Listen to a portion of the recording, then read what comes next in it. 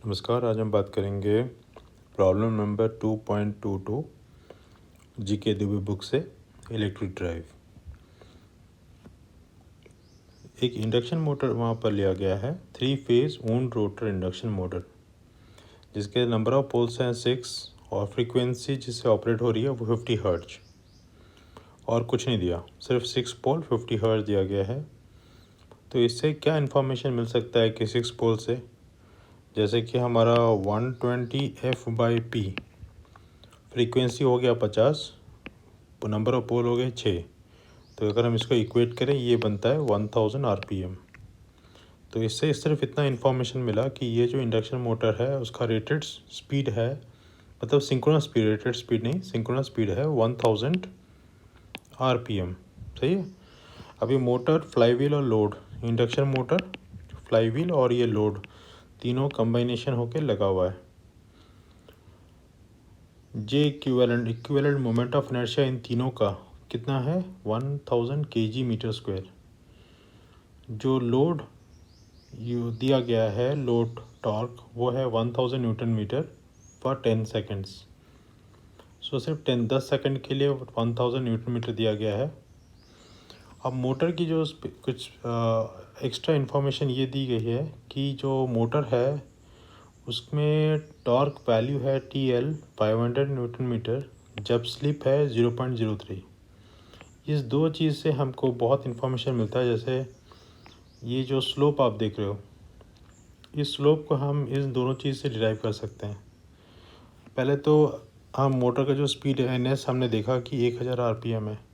अब स्लिप है 0.03, यानी 1 माइनस जो स्लिप की वैल्यू है वो है 0.97। अब 0.97 को हम NS के साथ मल्टीप्लाई करेंगे, यानी 1000 के साथ मल्टीप्लाई करेंगे तो ऑब्वियसली 970 RPM आ जाएगा। तो इससे ये मालूम हुआ कि हम इसको NS और NR भी लिख सकते हैं, या फिर उसको ओमेगा M, यानी ओमेगा M0 और ओमेगा MR भी लिख सकते हैं। यानी इन दोनों को हम इन टर्म्स ऑफ रेडियन भी कन्वर्ट कर सकते हैं। तो अगर हम स्पीड और टॉर्क में कैरेक्टरिस्टिक्स ड्रॉ करें तो ओमेगा M0 पहले था, उसके बाद ओमेगा MR हो गया। MR मतलब जिस स्पीड में रोटेट कर रहा है, और इस स्पीड में उसका जो टॉर्क है कितना गिवन है 500 Nm। तो इससे हमको एक इक्वेशन ऑफ द स्लोप भी मिल जाता है। जैसे इस लाइन है, इस लाइन का जो स्लोप है वो मिल जाता है। जैसे हम लिख सकते हैं omega M0 minus omega MR divided by TR। ये हो गया स्लोप। तो इस स्लोप के मदद से हम एक इक्वेशन लिख सकते हैं, जैसे ओमेगा R की वैल्यू, ये जो स्लोप की वैल्यू हो गई वो यहाँ पर हो गई, इंटू X वो है टॉर्क अपना, और जो इनिशियल स्पीड है 104.718 ये वाला। सही है। तो इससे हमें इस स्पीड की जो एक्सप्रेशन है, जो स्पीड किस रेट से नीचे जा रहा है, ये नेगेटिव स्लोप है, वो मिल गया।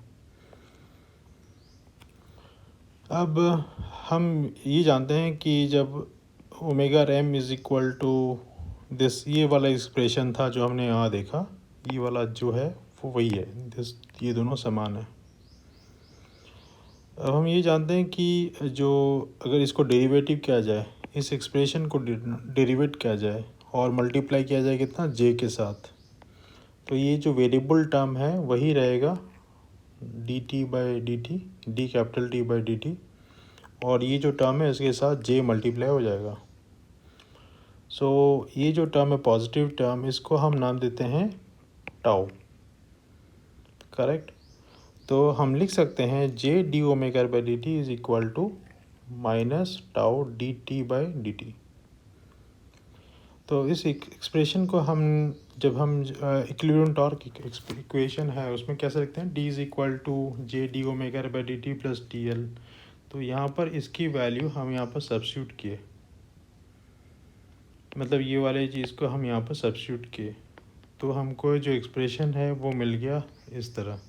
इसको हमने ठीक से लिखा पहले कि ये हो गया tau d capital T/dt plus T is equal to TL, single order equation. अब सिंगल ऑर्डर इक्वेशन में हम इसका जो आउटपुट एक्सप्रेशन लिख सकते हैं, minimum T minimum E to the power minus T by tau, और जो maximum value into 1 minus E to the power minus T by tau. Minimum value assume to be 0। हमारा क्या पूछा गया है, मैक्सिमम टॉर्क कितना ज़रूरत है। जो लोड है वो 1000 न्यूटन मीटर के लिए है, फिर उसके बाद 0 है, सफिशिएंट टाइम के लिए 0 है। तो जो टी एल एच उसकी वैल्यू कितनी है, 1000 न्यूटन मीटर।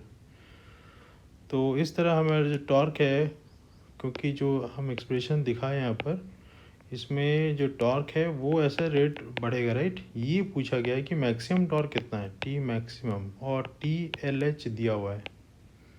तो टी एल एच की वैल्यू 1000, एक्सप्रेशन ऑफ ये निकाले। तो इसमें जो टाउ का एक्सप्रेशन था ये पहले ही निकल गया था, राइट।